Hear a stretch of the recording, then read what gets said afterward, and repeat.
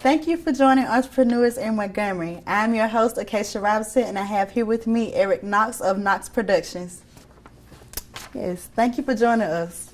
For the people at home who don't know you, tell us a little bit more about yourself. Eric Knox, from New Bern, Alabama, a small town called New Bern, Alabama. Most people don't even know where it's at.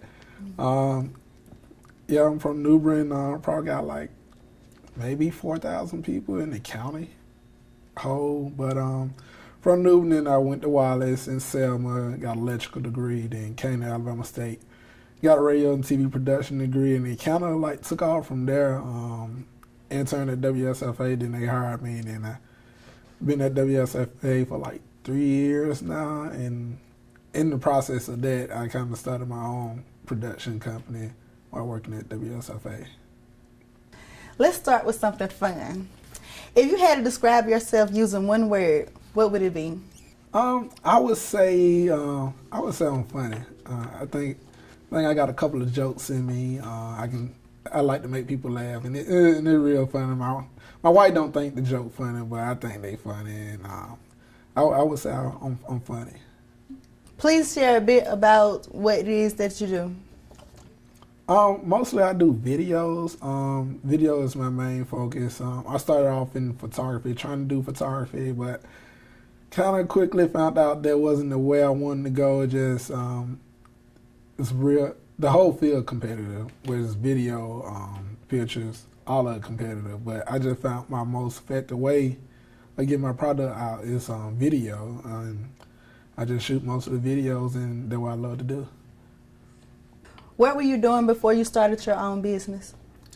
Basically, I ain't know I wanted to own a business for real. I was in class one day, and we didn't have the software to do an assignment, and the professor came and he said, "You know what? I'm gonna teach y'all how to make money for yourself and stuff." We started building logos, and we started doing other things, and started showing them how to use the web to make money. And like everybody should have their own company and stuff like that. And from that session or that semester or that year in class, I kind of took that and ran with it. I'm like, okay, I believe I can do it. I know I can do this, and start my own production company. And it's just like little stuff at a time, like buying a camera here or a lens there or lights here, a microphone there. It's just little stuff at a time that kind of helped me kind of gradually move into the position of becoming our own boss. So what sacrifices did you make to become an entrepreneur? The biggest sacrifice would be, besides money, would be time. Because starting off, you're gonna spend a lot of time, you're gonna spend a lot of money because you're not making money when you first start off. That's the tough part about being an entrepreneur. You're not gonna make money right off top. And there's one other thing, I wasn't making money right off the top, and time away, just doing other stuff for free. Your time gonna be your most valuable thing, I would say. And it's gonna be a big sacrifice because you don't want to do other stuff, like you don't see your friend doing this or going on vacation. And production, when you're working with video, it's gonna go on every day. It's gonna go on regardless, So if you want that opportunity for them people that do take their vacation, you got to be available during vacation time or during the spring break or during the holidays, so you can get that experience. So once you get that experience, it's just something you just can't replace. You can't teach experience, and that's a very valuable thing. So long as you're available with your time, it will give you that. It will give you experience, but the biggest sacrifice is time with friends and family. How did you fund your venture? One other thing, I just came up with an idea. Like, I came up with a list I wanted, and I really believed in. I'm gonna get X, Y, and Z, and I know I can do video pretty good, and I know people that need video. So basically, I go to them and say, "Hey, I don't want your money. I know that sounds bad. I'll say, I don't want your money, but look here.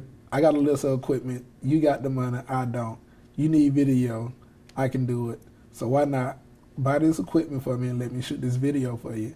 And then worked with a couple of companies. I had a law firm that had invested in me, kind of got me started in like getting some equipment, and And in the change, it was more of I'll shoot a commercial for you for all your business, help you out on social media. And most recently, this other company brought some more equipment for me. I told them, I know you need video, and they're like, we've been looking to do video.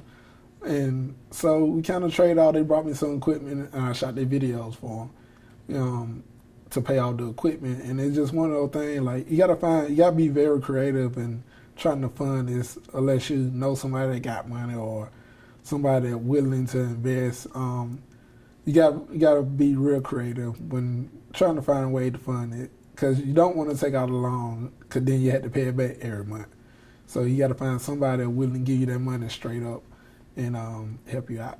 How do you successfully market your services and recruit clients? One of those things is all about who you know.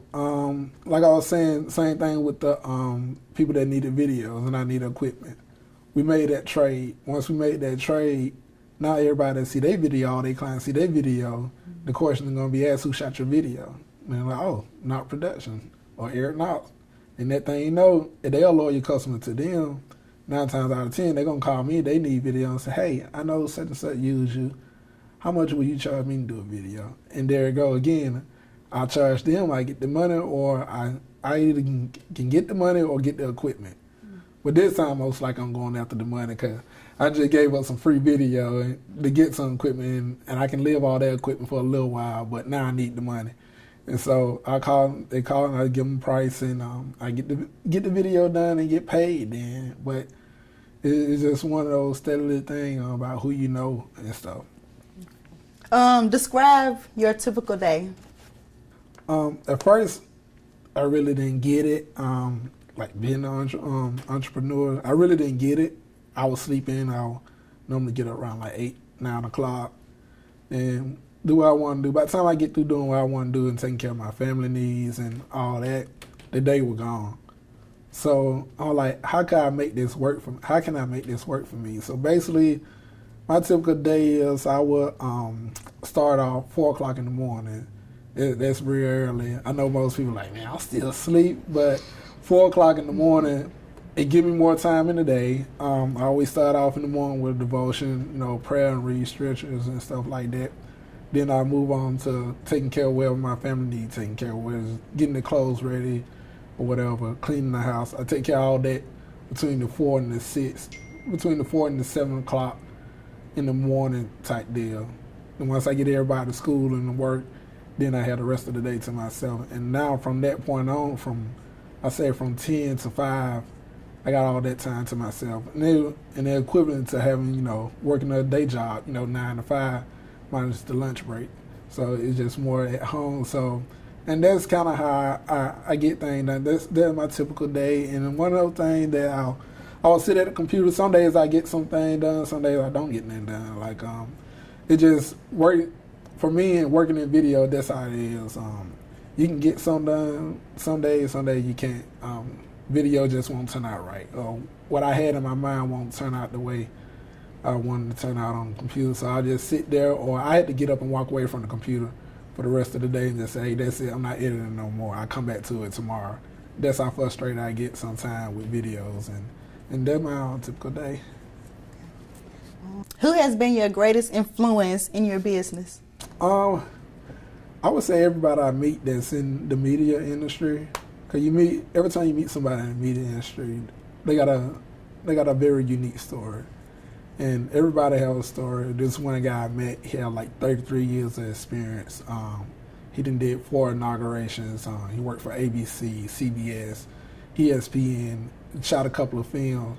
So everything I can learn from him, I would take it from him. He would tell me, like, give me technique, give me shooting techniques, how to properly plant my feet, how to white band, little small stuff. And I learned that from him. And another guy I learned from a guy named Tommy. He very experienced, has been working with cameras for a long time, but he do a little bit of everything.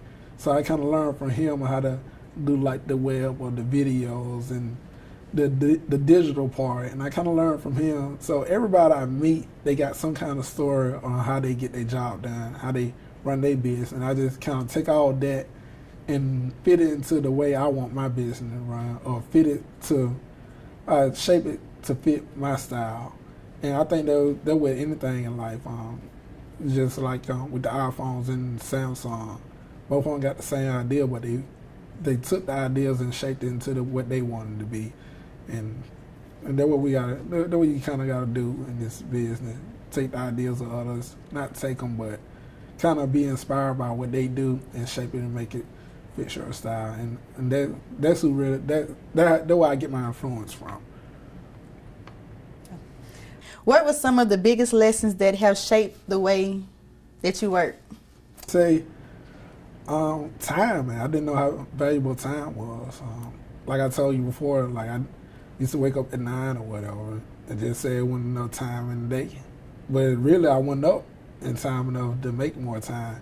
But I would say time really shaped. Having a job in TV, been working in TV really kind of shaped that.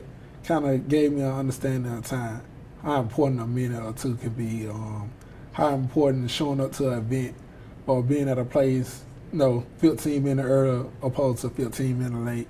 It make a big difference and stuff like that. And time is just one of those things you can't get, you can't buy it. It's just one of those things you just gotta. It's a real valuable resource. What was the biggest mistake you made, and what did you learn from it? Having a backup plan. I normally say I recently picked it up. Either it's gonna work or it's gonna work. And I didn't have a backup plan. I was working on this big project. Especially if you're working in media, you gotta have a backup everything you do. Get your external hard drive, back it up. And the biggest mistake I made was not having my hard drive backed up. And I was working on this big project. It was a good story, good documentary. I done shot several interviews, had old newspaper clipping, had reel from 1980 something. It was just, I had all this stuff on this one hard drive, and I dropped it a couple times and just completely stopped working. And not having a backup plan kind of put me in a position like I don't have none of that anymore. And now I got to start back over from straight there if I want to go back into it and do it and shoot that documentary again. If I do it again, I'm most definitely have a backup plan, and I'm most definitely have somebody else, working with me, because it's just doing it all yourself and not having any backup or backup plan kind of puts you in a tough situation to do everything by yourself. And for my final question, what advice would you give to an aspiring digital media entrepreneur? Write everything down. Whatever you want to do, write it down. Because if it's in your head, it's just a fantasy. I heard somebody say that. If your dreams and stuff is in your head, it's just a fantasy. But if you write it down, you making it known that this is going to happen. And you write it down, you making it plain so everybody know, oh, I wrote this. Oh, she wrote that down. He wrote that down back in 2005. So he been saying he gonna do it. She said they been gonna happen, or they're gonna happen. And that one thing with me, I took that for a joke for years. Didn't believe it. I know what I want to do. I want to do this. I want to do that. I want to do this. I want to do that. And I never wrote it down, and none of the stuff never happened. And just recently, probably like a couple of months ago, everything I want to do, I wrote it down, and I just started believing in God for it, for real. And when I believe in God for it, I probably said, when I wrote down everything that I wanted for my business, I got 90, I probably said 95% of everything I had on that list within like a week or so. And I really believe that if you write it down and believe in it, it will happen. And I would just say, write it down, believe in it. You just got to do it, because it's enough people in the world for everybody to have their own business. Like, everybody gonna need something. Just find out what's your gift. I know for me, video is mine. So I kind of play off that. I do video. That's why I got my own production company in video. So wherever your gift is, I would say find your gift, write it down, make it plain, and just not let your dream be a fantasy.